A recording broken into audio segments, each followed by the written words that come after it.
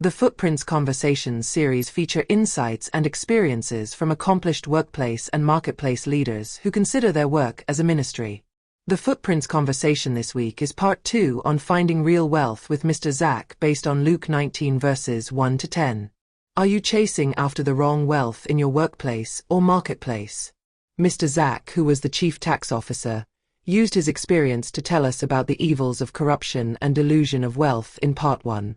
In part 2, he will share with us his encounter with the true wealth. Please let's welcome him back to the Footprints Conversations.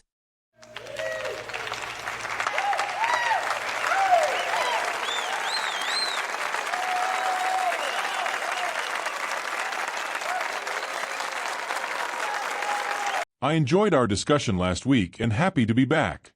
Our audience were really inspired by your experience and the caution you gave to corrupt politicians, workers and business people about the evils of corruption and how ill-gotten wealth could become a prison. So, how did you escape from this prison when you met the Lord? Before I met him, I heard rumors about how he owns the silver, gold and everything in this world but was living just as nobody. Unlike the high priest and the religious leaders, he wore simple cloths and was mingling with the common people. That's unimaginable. So, you were attracted by how the Lord who owns everything in this world was not living in elegance and affluence like the religious leaders. No private jet, no flashy robes, no mansion, right? Certainly. Not only that, I also heard about the power and miracles he performed. I was amazed. How could someone have such power and not use it for his personal interests? If any of those religious leaders had even a fraction of his power, the way he would have used it to terrorize the Romans, and their enemies could have been terrible.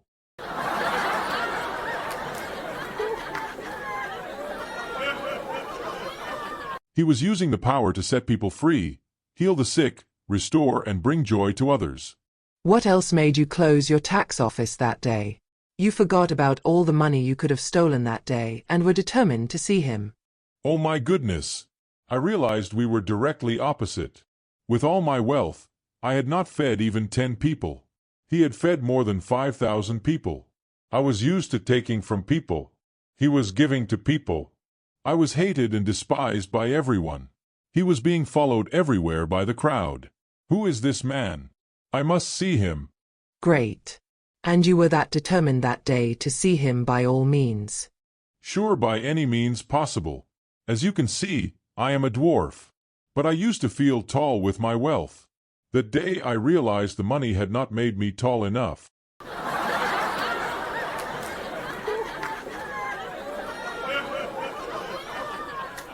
I couldn't see over the crowd. I saw a big tree and took the chance to get to a higher ground to have a closer look at him. Then he saw you on top of the tree. Were you surprised? Excited? How did you feel? Surprised and excited at the same time. He didn't only saw me, he called my name. He never condemned me, never humiliated me. He became my guest. Me, a thief, despised and hated by many. I tell you, his love melted my corrupt heart and filled it with repentance. Amazing. So, your encounter with him changed your heart, right? You are right. At that moment, all my wealth seemed like rubbish. My heart, my desire shifted from that worldly wealth I have acquired to him. I have found the true treasure. No longer in prison, bound by earthly wealth. Let me tell your audience, you can't say you have encountered him when your heart is still focused on corruption and amassing worldly treasures that pass away.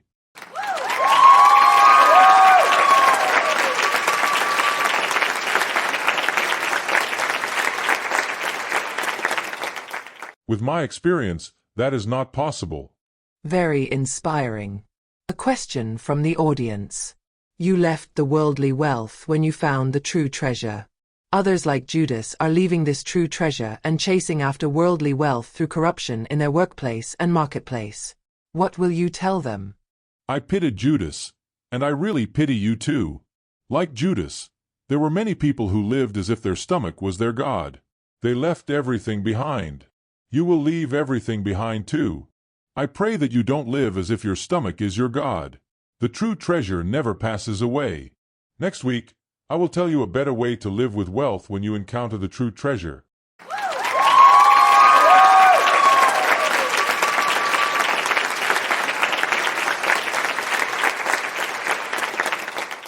Amazing.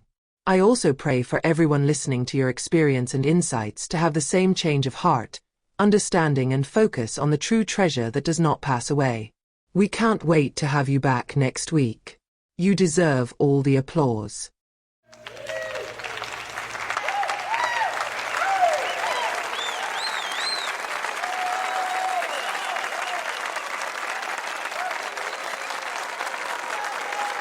If this Footprints conversation has been a blessing to you, pass it on to be a blessing to others.